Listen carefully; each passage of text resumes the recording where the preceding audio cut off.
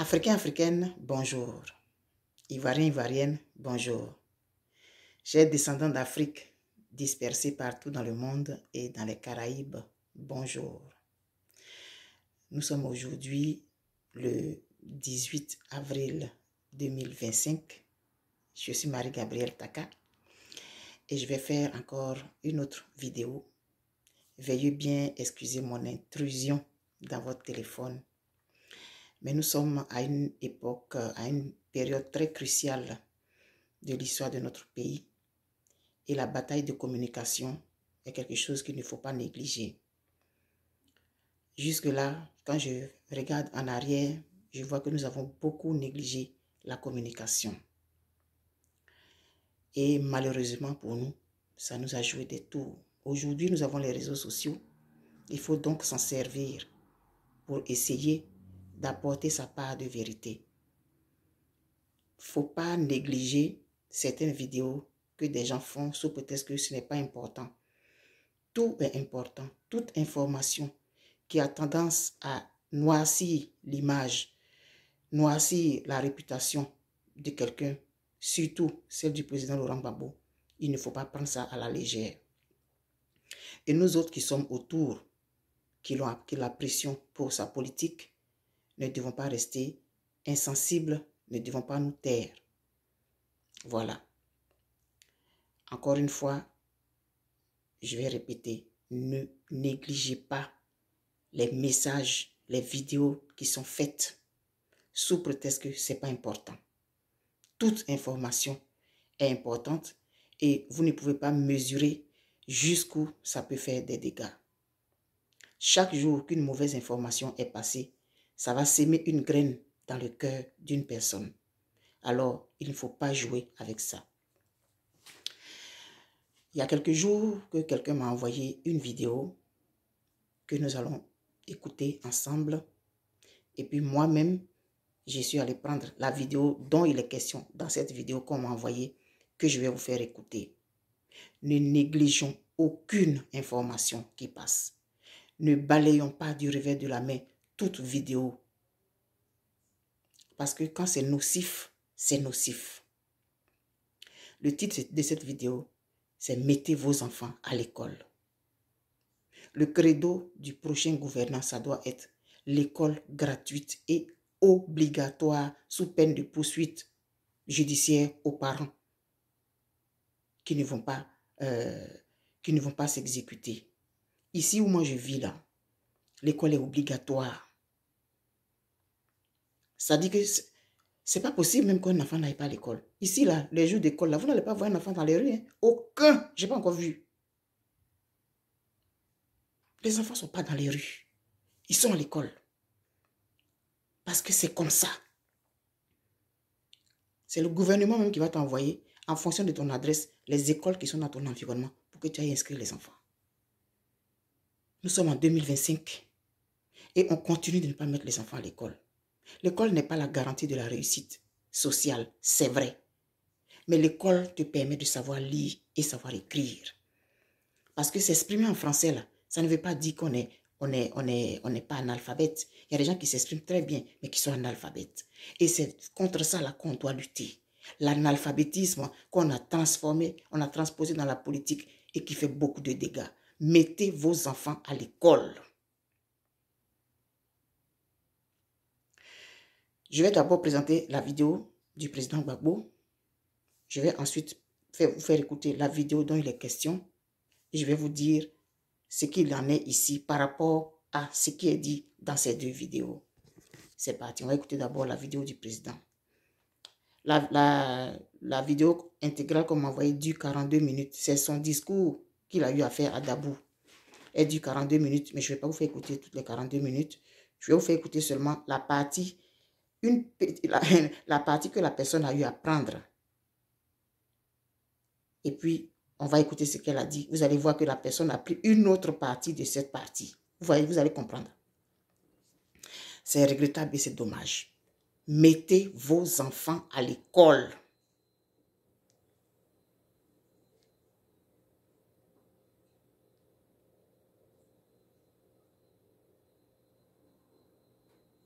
Ok. C'est parti.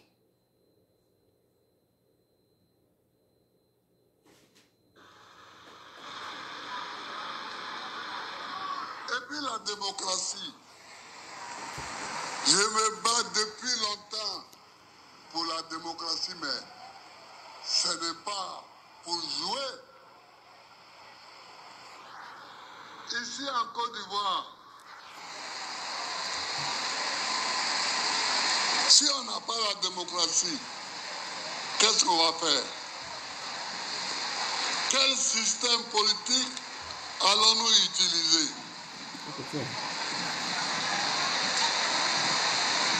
Les amis ont des rois.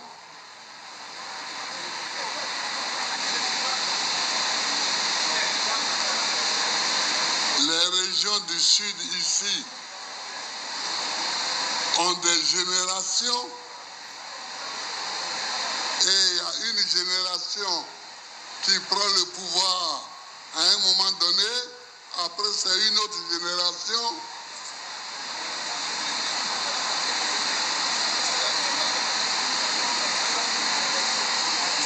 Les lobbies sont nomades.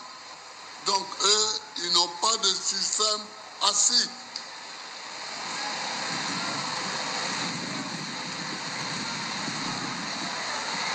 Les malinqués, le pouvoir est construit autour des mosquées, puisqu'ils sont tous musulmans.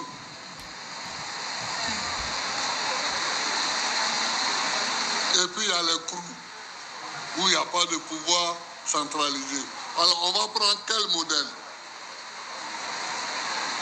On va prendre quel modèle? On est obligé de chercher un système où le peuple lui-même s'exprime et choisit son dirigeant. On est obligé. Sinon, ça va être la pagaille. Or, ce système que nous avons choisi, pour lequel nous nous battons, n'arrange pas certains. Ils veulent dénaturer la démocratie. Et la CI que nous avons fait créer, ils veulent faire en sorte que cette CI soit boiteuse pour qu'il passe en bas et qu'elle désigne les leurs. Mais je ne sais pas ça. Vous avez bien entendu, hein? Ça a duré, on va dire 3 minutes, cette partie. Bon, j'ai débordé un peu pour ne pas qu'on dise, mais pourquoi tu as coupé? Mais ce qu'il a dit après, là, c'est important aussi. Mais ce n'est pas de ça que je vais parler. Ici, au Québec, je suis venue, je me suis inscrite dans un cours. Et dans ce cours-là, on a fait l'histoire du Québec, du Canada. Puisqu'on sait très bien que les Canadiens de souche là, ils sont venus de France et tout, d'Angleterre et tout. Et quand ils sont venus s'installer ici, ils ont colonisé des espaces. Et il y avait un moyen pour eux de pouvoir se reproduire rapidement pour pouvoir coloniser ces terres-là et puis s'installer, construire des maisons, etc., etc. Je vais arrêter là. Je vais vous faire écouter l'autre vidéo là maintenant. Vous allez comprendre après pourquoi j'ai fait cette petite parenthèse avant de vous présenter l'autre vidéo.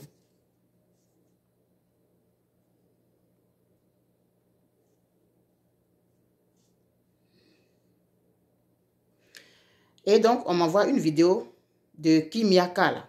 Kimiaka, je ne sais pas si c'est une femme ou c'est un homme, qui avait fait une vidéo à l'époque, il n'y a pas longtemps sur moi. Enfin, la personne a publié une des vidéos que j'ai faites où je me suis adressé à un de mes frères ivoiriens. C'est Kimiaka là a publié ma vidéo et a dit que je suis une ex-pro-Gbagbo. J'ai fait une vidéo pour recadrer. vos affaires de parce qu'on a fait une vidéo, on est à gauche ou à droite là. Moi, ça ne marche pas avec moi, ça. Et c'est dans tous les camps, c'est comme ça. Qu'on soit au PPACI, qu'on soit au MGC, qu'on soit peu importe. Une fois que tu fais une vidéo qui ne plaît pas, automatiquement, on te met dans un camp ou dans un autre. Quand tu fais une vidéo qui plaît, on te met dans un camp comme dans un autre. Donc, j'avais fait une vidéo pour recadrer. Donc, Kimiaka ou Kimiaka, là, c'est pas si c'est une femme ou c'est un homme, a publié donc cette vidéo avec pour titre « Opinion d'Ivoiriens suite à la sortie de Laurent Gbagbo à Dabou concernant les musulmans et malinqués ». J'ai dit, il faut aller à l'école. Le terre à terre, là, ça ne va pas continuer au-delà de maintenant. On est en 2025. Il faut aller à l'école. Et quand on parle, il faut comprendre. Il y a les cours du soir aussi qui existent. On fait compréhension des textes, là, du primaire, là. Ça peut aider. Et quand on est à la tête d'un pays, on est un modèle, on est aussi une personne qui peut former. Il faut être cultivé. Ce n'est pas l'école qui donne la réussite sociale. Mais l'école te permet de comprendre ce qu'on dit aujourd'hui. Il ne suffit pas de savoir parler français pour penser qu'on est arrivé. Et vous allez tromper les gens. Et justement, c'est pour éviter que ce soit trompé, que les gens soient trompés que je fais cette vidéo. C'est sûr que les gens, ils sont sur leur position. Quelque chose que tu vas venir dire, ça ne les intéresse pas. Mais il y a des gens que cette graine-là va toucher. Vous allez écouter la vidéo. C'est dommage, ça fait pitié, ça fait mal en même temps.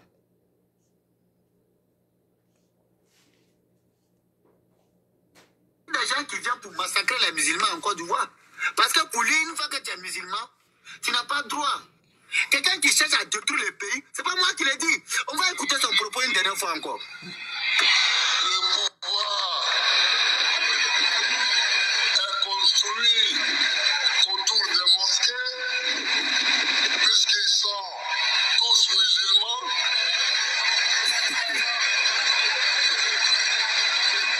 Et puis il y a les coups où il n'y a pas de pouvoir centralisé. Alors on va prendre quel modèle?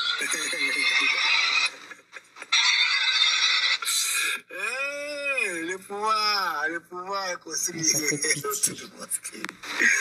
Ah, il ne savait pas qu'être musulman en Côte d'Ivoire était un crime.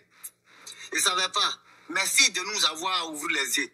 Qu'être musulman en Côte d'Ivoire est un crime. C'est Gbagbo qui nous dit. Hein. Gbagbo dit, un musulman n'a pas le droit de diriger la Côte d'Ivoire. Vous avez entendu ça?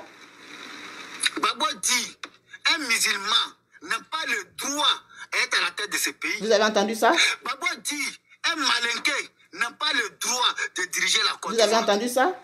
Parce que c'est le même discours xénophobe, tribaliste. Vous voyez? Voilà ce genre de propos qui entraînaient plus de 5000 morts en Côte d'Ivoire. Voici l'acteur qui a créé ça. Mais cela ne lui a pas donné conseil. Cela ne lui a pas mené à mesurer ses propos. Mais il est dans toujours ce même discours-là. Voilà quelqu'un. Vous le voilà. Est-ce que celui-là, il mérite la liberté? Est-ce que celui-là, il mérite d'être libre en Côte d'Ivoire? Est-ce que celui-là, il est là pour la paix en Côte d'Ivoire? Est-ce que celui-là est là pour la stabilité en Côte d'Ivoire? Parce que la paix qui règne à la tête de Côte d'Ivoire aujourd'hui, lui, ça le met mal en l'aise. La stabilité qui est là, lui, ça le met mal en l'aise. Les Ivoiriens sont réconciliés, lui, il n'est pas content. Il faut trouver toujours des moyens pour pouvoir diviser les gens. Ce n'est pas la division qui est là. Ce n'est pas créer la haine qui est là. Hein? Ce n'est pas créer la haine qui est là. Venez convaincre les Ivoiriens. Quel est ton projet de société? Qu'est-ce que tu proposes aux Ivoiriens? Qu'est-ce qui n'a pas marché de 2000 en 2010? Qu'est-ce que tu peux plus faire qu'Alassane Ouattara? Bon. Et toi, tu vas venir nous parler de musulmans. Le pouvoir est construit autour des mosquées, les malinqués. Parce qu'ils sont tous des musulmans. Ils sont... Bekele Mabé est musulman. Oui. Adjoumani là, il est musulman. Il y a plein d'autres dans le gouvernement. C'est des musulmans. Voilà quelqu'un. Si lui la vient, comment il va plus revenir au pouvoir? C'est ça. Sinon, voici des gens qui viennent pour massacrer les musulmans en Côte d'Ivoire. Parce que pour lui, une fois que tu es musulman, tu n'as pas droit à le pouvoir. Vous voyez comment c'est dangereux? Tu es malinqué, tu tu n'as pas droit au pouvoir. C'est ce que Gbagbo veut nous faire comprendre. Vous voyez comment c'est dangereux? Laisse-moi te dire que nous sommes fiers d'être musulmans. Personne ne va nous enlever ça. Donc, c'est long, donc j'arrête là. Vous voyez comment c'est dangereux? Des propos tendancieux comme ça. C'est pourquoi j'ai dit qu'il faut aller à l'école. Et quand on veut envoyer un message à des gens, il faut faire écouter toute la partie qui est concernée. Mais tu ne peux pas couper une partie comme ça et puis venir dire que le président Gbagbo a dit qu'il ne faut pas être, pour diriger la Côte d'Ivoire, il ne faut pas être musulman. C'est pas ce qu'il a dit. Il a parlé du système de gouvernance. Si on est un peuple, on va dire hétéroclite, aux cultures diverses, et on est sur le même territoire, il y a les gens de l'Ouest, il y a les gens du Sud, il y a les gens du Nord, il y a les gens de l'Est, etc., etc. On a des cultures différentes, on a des façons de gérer le pouvoir différemment, selon notre origine. Comment est-ce qu'on fait pour pouvoir s'entendre, pour trouver quelqu'un qui va pouvoir gérer la Côte d'Ivoire malgré cette diversité culturelle? Et donc, il parle des gens du Sud qui ont des systèmes de génération. C'est bien établi là-bas. Chaque génération gouverne à son tour. Il a parlé des gens de l'Est, le système des rois. La royauté, ça existe là-bas. On hérite et puis blablabla. C'est comme ça, eux, ils fonctionnent. Donc, on ne peut pas appliquer le système des Hébriers pour diriger la Côte d'Ivoire. On ne peut pas utiliser le système des gens de l'Est pour diriger la Côte d'Ivoire parce que ce n'est pas un royaume, la Côte d'Ivoire. Et il a parlé des Krous. Chez les Krous, il n'y a pas ce genre de système. Et il a parlé des Malinké. Les Malinké, leur vie se construit autour des mosquées. Ils sont tous musulmans. Donc quand les gens ont la même religion, ils se comprennent. Tu as compris? Quand les gens ont la même religion, ils vont tous ensemble à la mosquée. Ils écoutent les préceptes du Coran et de l'imam. Ils ont la même façon de réfléchir. Ils ont la même façon de fonctionner. Quand les gens viennent héritent d'un système royal, ils fonctionnent tous comme ça. La vie est construite autour du royaume, autour du roi, autour des notables. Et tout le monde pense la même chose et tout le monde fonctionne comme ça. Chez les Hébriers, le système de gouvernance et de pouvoir est construit autour des générations. Chez les Krous, ça n'existe pas. Et ils ont un autre système, une autre façon de fonctionner dans leur société. Où est le problème ici? C'est à quel moment le président Gbagbo a dit dedans que les musulmans ne doivent pas être au pouvoir. Et c'est comme ça qu'on dénature les choses. Et si on ne réagit pas, la poussière là, elle s'en va. Ce qui est mauvais là, ça se disperse plus vite que ce qui est bon. Malheureusement, c'est ça qui est la réalité. Je reviens donc au Québec. Quand les Québécois quand les Français sont venus ici, ils sont venus avec la religion catholique. Et quand les gens allaient coloniser les terres, ça se construisait autour de l'église catholique. La première chose que les gens construisaient, c'était l'église catholique. L'église. Et les maisons se construisaient autour. C'est la même chose que pour la mosquée. C'est construit autour de la mosquée. La gestion est construite autour de la mosquée et des préceptes du Coran. C'était la même affaire ici avec les Français quand ils sont arrivés. La plupart des villes, quand je dis souvent les villes Saint-Félicien, Saint-Prime, tout est Saint ici. Parce que c'est l'église catholique qui est venue et puis qui s'est installée. Et donc les jésuites, les religieuses, tout ça là, ce sont elles qui formaient les enfants à l'école. Ce sont elles qui donnaient l'instruction. C'était les religieuses. Parce que le système était construit autour de l'église catholique. Et sur le plan administratif, sur le plan physique, c'est comme ça. L'église est au centre du village. En quoi ça voulait dire que si on n'est pas catholique, on ne peut pas être ministre ici, ou bien on ne peut pas être premier ministre? C'est pas ça. Le système de gouvernance est conçu comme ça. C'était géré autour de l'église catholique. Et les informations sont sur le net. Vous pouvez aller chercher, vous allez voir. C'est clair et c'est précis. Maintenant, comment nous on fait chez nous en Côte d'Ivoire là-bas pour qu'on puisse s'entendre, vu que nous venons de cultures diverses et nous sommes un peuple divers et nous sommes divers, en tout cas aux cultures diverses, et nous sommes sur le même territoire. Comment est-ce qu'on fait pour qu'on trouve quelque chose qui va nous convenir, nous tous? Donc, on fait des élections. Tu viens faire une vidéo, une sale vidéo comme ça, parce que tu n'as rien compris, parce que tu as quelque chose de précis dans la tête, et il y a des gens qui ne vont pas, ils vont même pas chercher à réfléchir. Tu as dit ça parce que c'est Gbagbo, c'est la vérité. Non. Il ne faut pas jouer avec la communication. Aujourd'hui, là, nous sommes dans une période très sensible et très critique. Il ne faut pas jouer avec les informations qui passent sur les réseaux. Il ne faut pas jouer avec. C'est pourquoi j'ai fait cette vidéo-là. Et puis pour dire, allez-y à l'école. Apprenez à comprendre le français. Apprenez à disséquer ce qu'on dit quand on parle. On est en train de vous donner un cours. On est en train de vous donner des informations pour vous cultiver. Vous prenez ce qui est sale, là, ce qui va pouvoir créer des problèmes. Là. C'est ça, vous prenez. Kimia, quand tu dis que des Ivoiriens se prononcent, c'est quels Ivoiriens qui se prononcent là? C'est quels sont ces Ivoiriens? C'est lui là qui se prononce là? C'est lui là qui représente toute la Côte d'Ivoire? C'est lui là qui dit des choses comme ça, là. C'est lui qui représente la Côte d'Ivoire. Mais pourquoi vous faites ça? Moi, enfin, je connais l'objectif, mais j'ai une façon de parler, quoi. Pourquoi vous faites ça? C'est méchant. C'est bête.